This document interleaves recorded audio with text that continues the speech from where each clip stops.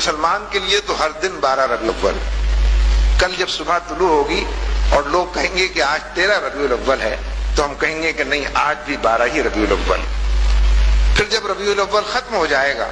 اور لوگ کہیں گے کہ اب ربیع الثانی ہے، ہم کہیں گے کہ نہیں، یہ بھی ربیع الاول.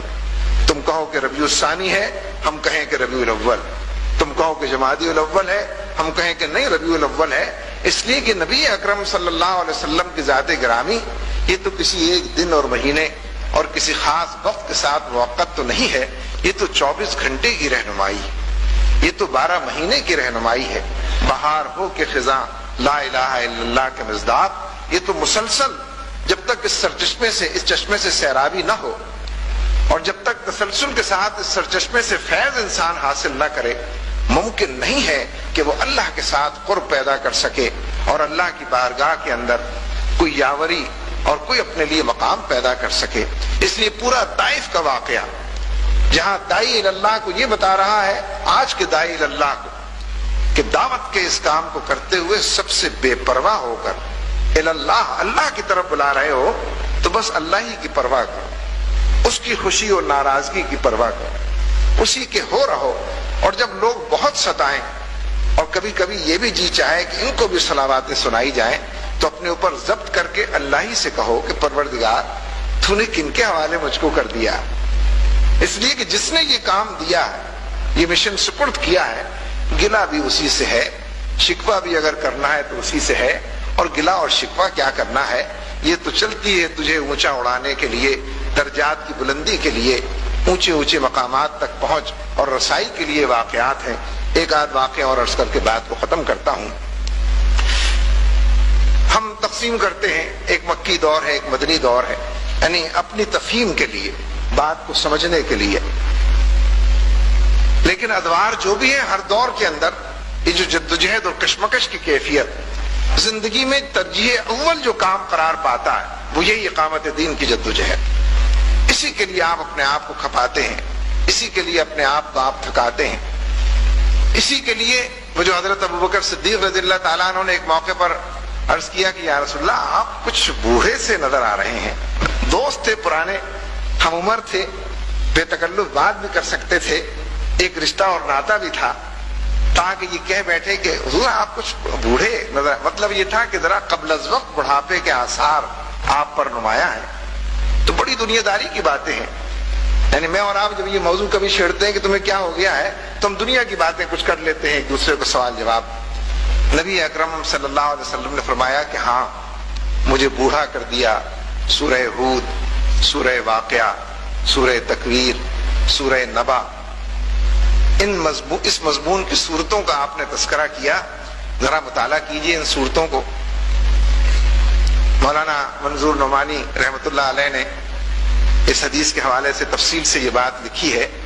کہ کیونکہ ان صورتوں کے اندر قیامت کا اور آخرت کا اور مجرموں پر اللہ تعالیٰ کے عذاب کا اور ان کی پکڑ کا ذکر ہے، تو نبی صلی اللہ علیہ وسلم جب قبر اور روز محشر کے اس عذاب کے حوالے سے ان صورتوں کو پڑھتے تھے تو آپ پر رقت طاری ہو جاتی تھی، اور اس کی وجہ سے یہ کیفیت ہوئی کہ جوانی میں بڑھاپا آتا چلا گیا. مولانا سید ابو العلا مودودی رحمۃ اللہ علیہ نے اس موضوع کو بیان کیا ہے تو انہوں نے لکھا ہے کہ نبی صلی اللہ علیہ وسلم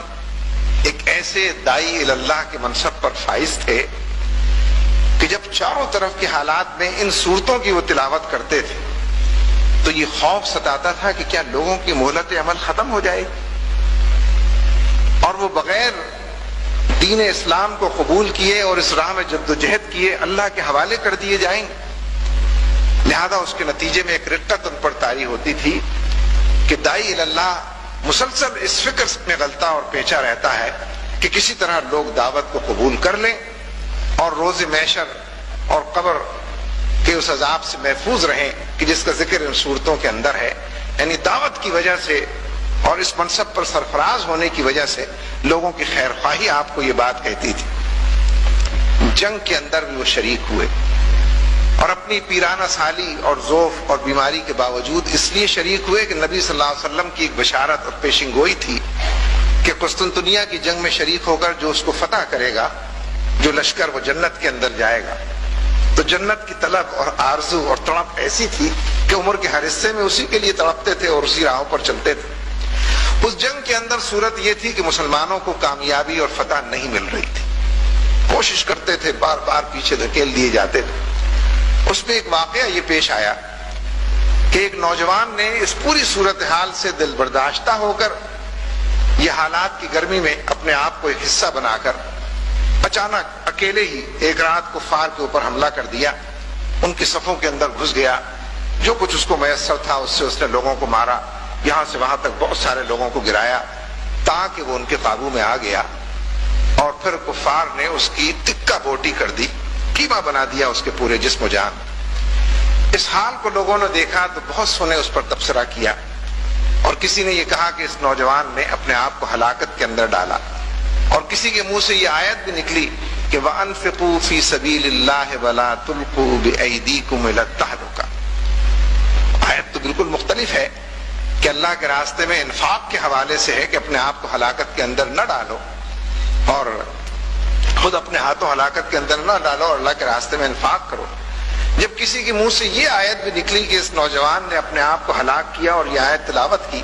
تو حضرت ابو ایوب انصاری رضی اللہ تعالیٰ عنہ اٹھ کر کھڑے ہوئے اور کہا کہ تم لوگوں کو کیا ہو گیا ہے، کہ کون سی آیت تم نے تلاوت کی؟ اور پھر اس کی تشریح کیا، شان نزول بیان کی۔ فرمایا کہ یہ آیت تو ہمارے لیے اتری تھی کہ جب فتح مکہ کے بعد ہم نے یہ سوچا کہ اب تو سب کچھ ہو گیا نا، بدر بھی ہوا اور حنین بھی ہوا اور احد بھی ہوا، تاکہ مکہ بھی فتح ہو گیا، اب تو کچھ رہا ہی نہیں باقی، یعنی جو کچھ مل سکتا تھا مل چکا ہے، جس کا تصور کیا جا سکتا تھا وہ حاصل ہو گیا ہے۔ تو ہم میں سے جن لوگوں نے بھی اس بات کو اس طرح سے سوچا تو انہوں نے سوچا کہ اب جو کاروبار ادھورے رہ گئے تھے ان کو ذرا مکمل کر دیا جائے، کوئی توجہ کاروبار کی طرف دی جائے۔ جن کی چھتیں کچی تھیں انہوں نے ذرا پختہ کرنا شروع کیا، جن کے مکانات چھوٹے تھے انہوں نے بڑا کرنا شروع کیا کہ اب تو مکہ بھی فتح ہو گیا، اب رہ کیا گیا یہاں۔ تو حضرت ابو ایوب انصاری رضی اللہ تعالیٰ عنہ نے فرمایا کہ یہ آیت اس وقت ہمارے لیے نازل ہوئی، گویا فتح مکہ کے بعد بھی اللہ تبارک و تعالیٰ اپنے بندوں سے یہی کہہ رہا ہے کہ اپنے ہاتھوں اپنے آپ کو ہلاکت کے اندر نہ ڈالو،